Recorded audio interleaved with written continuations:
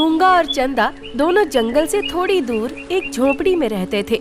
मूंगा बड़ा ही मेहनती और ईमानदार था। वो रोज लकड़ी काट कर जंगल में बेचता और अपना घर चलाता था। मैं जंगल जा रहा हूँ, आज देर हो जाएगी, ठीक है? हाँ हाँ ठीक है, बस आते वक्त हाथ में अच्छे पैसे लेकर आना। मूंगा अपनी कुल्हाड़ी लेकर जंगल में पहुँच जाता है। जंगल में सूरज की किरणें पत्तों को चीरती हुई जमीन पर पड़ रही होती हैं और पंछी चहचहा रहे होते हैं। मूंगा की नजर एक झुके हुए पेड़ पर पड़ती है। वो अपनी कुल्हाड़ी उठाकर उस पेड़ को काटने लगता है। आज अगर अच्छे तगड़े 2-3 पेड़ कट गए ना तो चंदा के लिए कुछ अच्छा ले जाऊंगा, शायद वो खुश हो जाए। मूंगा जैसे ही उस पेड़ को काटकर नीचे गिराता है, तभी उसे एक पेड़ के पीछे छुपा हुआ चमकता हुआ पेड़ दिखता है, जिसमें एक छोटा सा दरवाजा भी होता है। ये छोटा सा दरवाजा किस चीज का है? आखिर क्या हो सकता है इसके अंदर? मूंगा डरते डरते उस दरवाजे की तरफ बढ़ता है। तभी दरवाजा अपने आप खुल जाता है और अंदर से एक बोना आदमी निकलकर बाहर आता है और अंगड़ाई लेने लगता है। उस आदमी के बड़े बड़े कान और कद बिल्कुल एक चूहे जितना होता है। क्या तुमने इस दरवाजे के सामने वाले पेड़ को हटाया है? हाँ, वो तो मैं बस वो लकड़ी काट रहा था। आज तुमने हमारी बहुत बड़ी मदद की है। पता है, इस पेड़ के गिरने की वजह से मेरे घर का दरवाजा सालों से बंद पड़ा था। मैं तो कब से इंतजार में था कि कोई आए और सामने से इस पेड़ को हटाए। मूंगा बड़ा हैरान और परेशान होता है। उसने कभी इतने छोटे और अजीब जीव को पहले नहीं देखा था। उसके मन में हजारों सवाल थे, पर उसे समझ नहीं आ रहा था कि वो क्या पूछे। आखिर तुम कौन हो? मेरा नाम डाबू है और मैं अपनी दुनिया का राजा हूँ। कौन सी दुनिया? आओ, मैं तुमको दिखाता हूँ। आओ, अंदर आओ। मैं इतने छोटे से दरवाजे के अंदर थोड़ी आ सकता हूँ। इस पेड़ का एक पत्ता तोड़कर खाओ, फिर तुम आ सकते हो। मूंगा उस पेड़ का पत्ता तोड़कर जैसे ही खाता है, उसका आकार भी डाबू जितना हो जाता है। अरे, मैं इतना छोटा कैसे हो गया? अब मैं बड़ा कैसे होऊंगा? हो जाओगे बड़े, चिंता मत करो। चलो अब अंदर आओ, मैं तुमको कुछ दिखाता हूँ। मूंगा कांपते कांपते उस छोटे से दरवाजे के अंदर जाता है। अंदर जाते ही उसकी आंखें फटी की फटी रह जाती हैं। सामने सोने का ढेर, चमकते हुए हीरे जवाहरात से भरे मटके रखे होते हैं। इसमें से तुम्हारे दोनों हाथों में जितना सोना आ सकता है उतना एक बार में उठा सकते हो। ले जाओ। ये सुनकर मूंगा हैरान हो जाता है। उसकी खुशी का कोई ठिकाना ही नहीं होता। पर मैं मेहनत से ही कमाता हूँ। ये तुम्हारी मेहनत ही समझो, पर याद रहे कि बस एक बार, वो भी जितना दोनों हाथों में आ सके, उससे जरा भी फालतू नहीं। मूंगा बड़ा खुश होकर अपने दोनों हाथों में सोना भर लेता है और डाबू को अलविदा कहकर बाहर आ जाता है।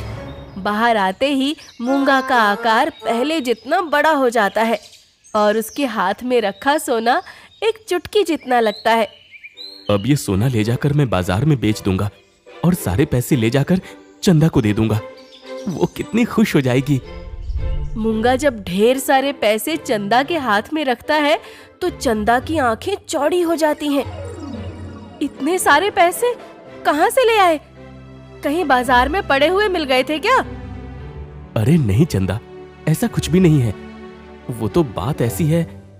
मूंगा चंदा को सारी बात बता देता है, जिसे सुनकर चंदा बड़ी खुश हो जाती है और उसके मन में लालच जाग उठता है। अरे तो तुम इतना सा सोना क्यों लेकर आए? ढेर सारा लेकर आते ना। अरे चंदा, जितने बड़े हाथ थे उतना ही सोना तो हाथों में भर पाएगा ना। पर ये भी कम नहीं है। देखो कितने सारे पैसे हैं। इतने पैसे तो हमने कभी पहले देखे भी नहीं है। हाँ, पर अब तुम जल्दी से बढ़िया सा खाना बना दो और हम दोनों साथ बैठकर खाएंगे। अब मूंगा को जब भी पैसों की जरूरत होती, मूंगा डाबू के पास जाता है और थोड़ा सा खजाना ले आता। पर चंदा इससे संतुष्ट नहीं हो रही थी। एक दिन वो मूंगा के पीछे पीछे गई और वो उस पेड़ का पता लगा लेती है। अब उसके अगले दिन जब मूंगा बाजार के लिए निकला, चंदा भी उसके पीछे एक कुल्हाड़ी लेकर जंगल की ओर चल देती है। मेरा पति तो एक नंबर का बेवकूफ है, सारा खजाना छोड़कर आ जाता है। अब मुझे ही कुछ करना पड़ेगा जिससे मैं सारे का सारा खजाना लेकर आ सकूं और फिर पूरी जिंदगी महारानी बनकर ऐश से जीऊं। चंदा उस पेड़ के पास पहुंचकर चिल्लाना शुरू कर देती है, जल्दी दरवाजा खोलो, मुझे अंदर आना है। कुछ ही देर में दरवाजा फिर से चमकता हुआ खुल जाता है और वही बौना डाबू दरवाजे पर आ खड़ा होता है। कौन हो तुम? मैं मूंगा की पत्नी हूँ, मुझे भी अंदर आना है। तुमने मूंगा को सोना दिया था, मुझे भी सोना चाहिए। यहाँ बस मूंगा को आने की इजाजत है, किसी और को नहीं। अगर मुझे अंदर नहीं आने दिया तो मैं इस कुल्हाड़ी से तुम्हारी दुनिया ही उजाड़ दूंगी। डाबू घबरा जाता है और पेड़ से एक पत्ता तोड़कर चंदा को दे देता है। चंदा उसे खाती है और पलक झपकते ही उसका आकार छोटा हो जाता है। अरे, मैं तो कितनी छोटी सी बन गई, कितना अजीब लगता है छोटा बनकर।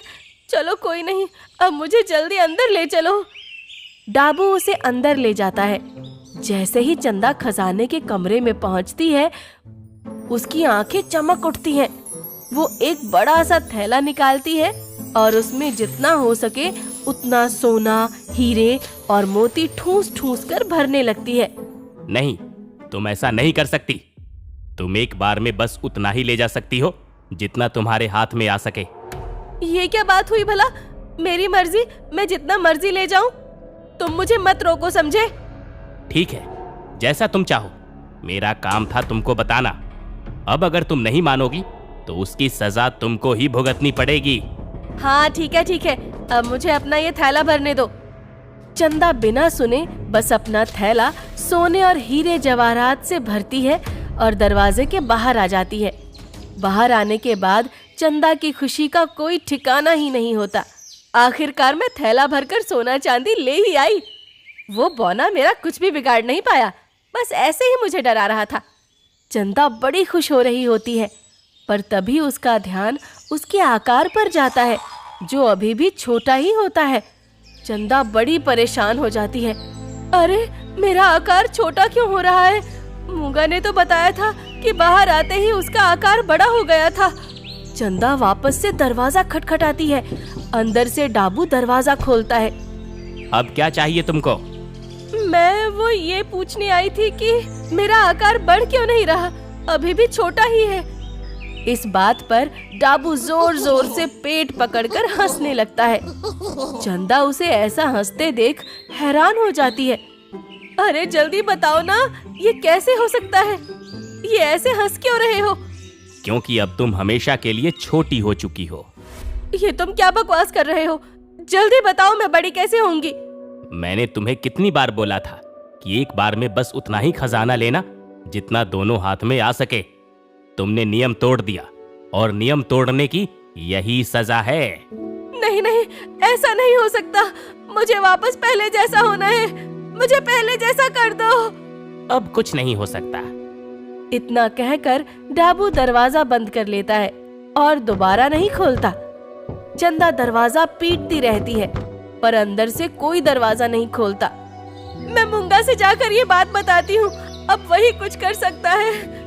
चंदा अपने सोने से भरे थैले को लेकर निकल तो पड़ती है, पर उसका आकार इतना छोटा होता है कि 4 पेड़ की दूरी तय करने में ही उसे रात हो जाती है।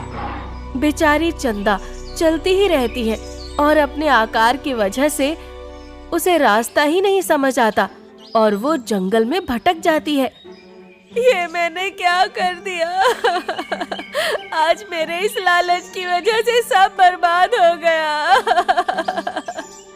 चंदा रोती हुई जंगलों में भटकती रहती है और उसे घर वापस जाने का कोई रास्ता नहीं मिलता। ये मैंने क्या कर दिया? मैं तुम्हारी मदद कर सकता हूँ। तुम्हें अपना सोना वहीं रखना होगा।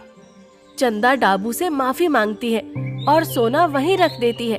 उसके लालच की वजह से उसके पास जो होता है वो भी उसके पास अब नहीं रहता।